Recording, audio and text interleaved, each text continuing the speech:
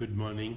Today is Saturday, and I am still in New York, and I'm answering questions that have been drawn from this book. You Are the Universe, Discovering Your Cosmic Self.com is the site. The subtitle of the book is Discovering Your Cosmic Self and Why It Matters. Title of the book, of course, is You Are the Universe. So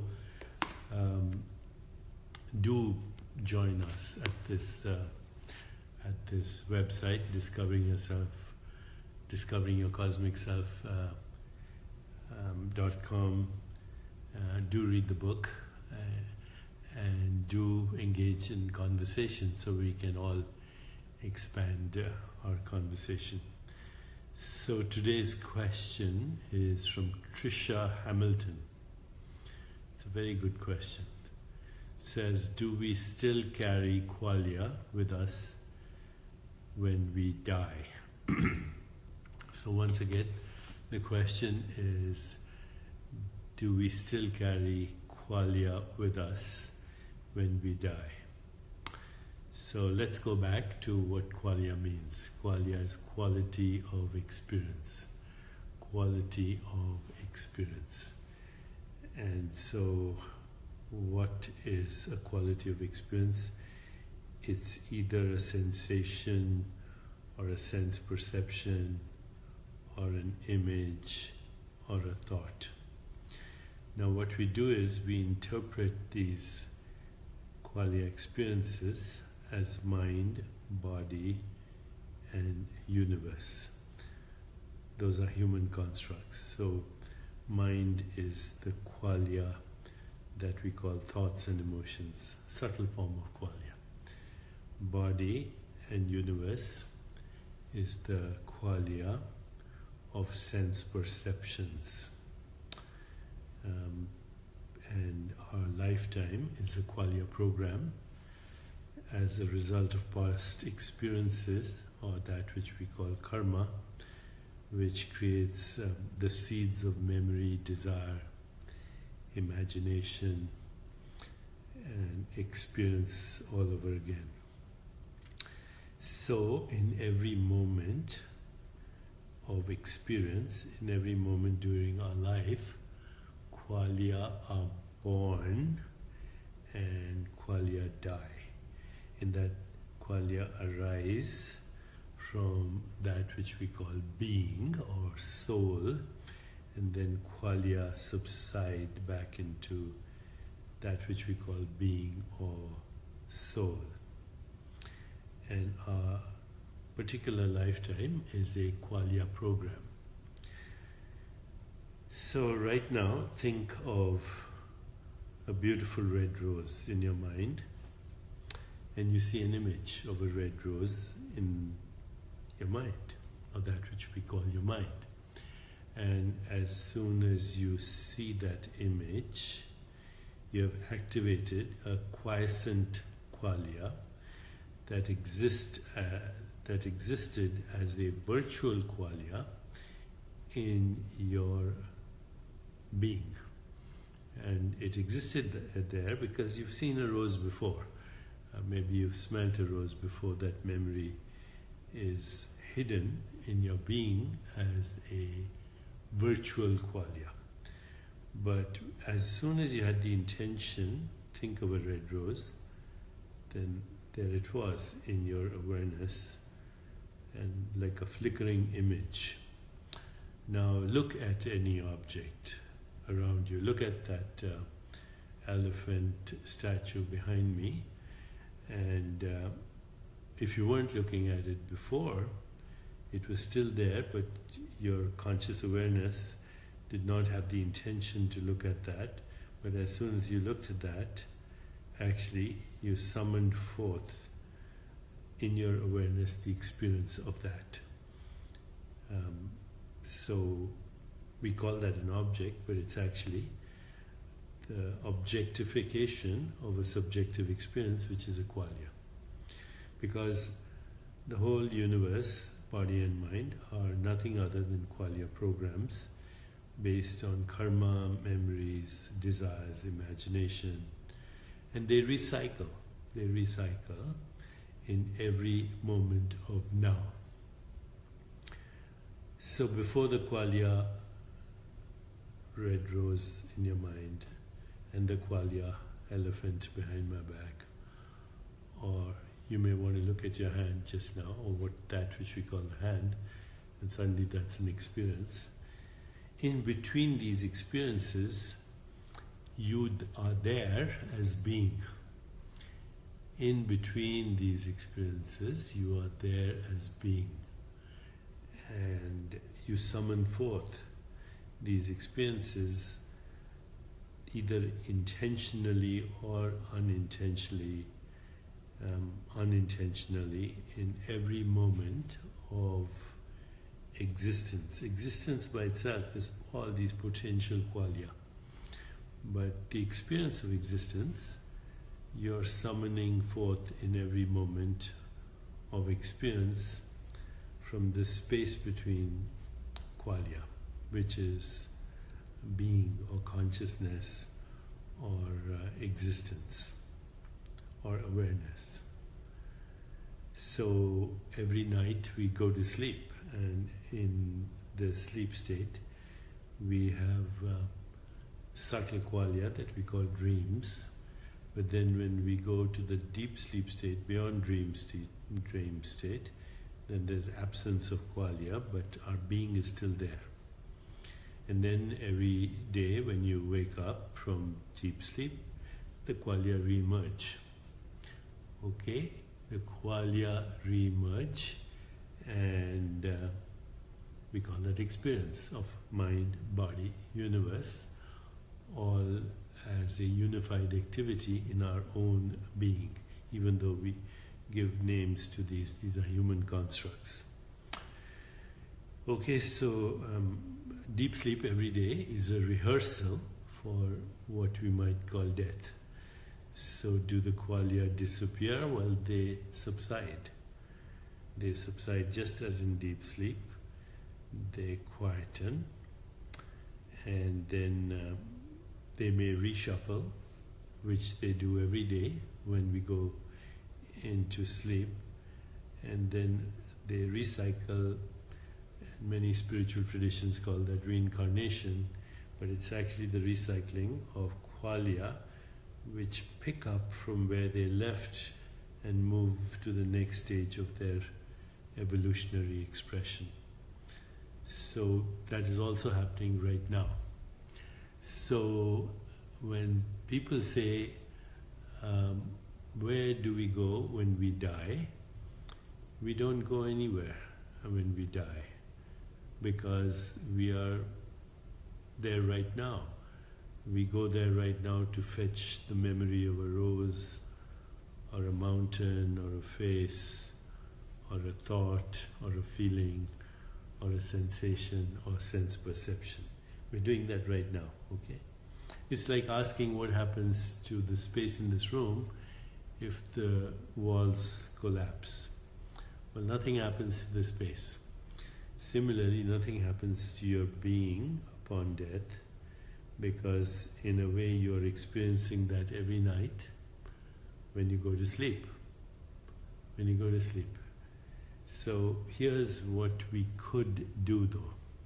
If we could practice witnessing awareness in this moment, and we could become a spectator to our qualia, both mental and perceptual, then we would know right this moment that we are not the experience, but that in which the experience is arising and subsiding in every moment of now. And that who we are is not in time. It's always present, as presence. So if we could practice this witnessing awareness and cultivate it even in sleep, what some people call lucid dreaming, but even lucid deep sleep. So that is an experience that many spiritual traditions call cosmic consciousness. Then we would have the experience of witnessing awareness in deep sleep, dreaming, and sleeping, and we would recognize, not intellectually but experientially, that although it may be our destiny to play an infinity of roles, we are not the roles we are playing. We are the alert witness in which those roles are being played. Right now I'm playing the role of Deepak Chopra, but I'm not Deepak Chopra. I'm the alert witness in which Deepak Chopra's mind, Deepak Chopra's universe is constantly arising and subsiding in every moment of now. So our current incarnation is a Qualia experience. And when we physically die, quote unquote physically die, then we go into the deep sleep state of Qualia, unless we have learned to witness, in which case then we will have the alert witnessing awareness even in death. And we will know that death is an illusion. It's just the termination of a particular Qualia program that can recycle. So let's say you're watching a series on television, something like, I haven't watched television in a long time, but people watch programs like Baywatch and The Bold and the Beautiful, etc.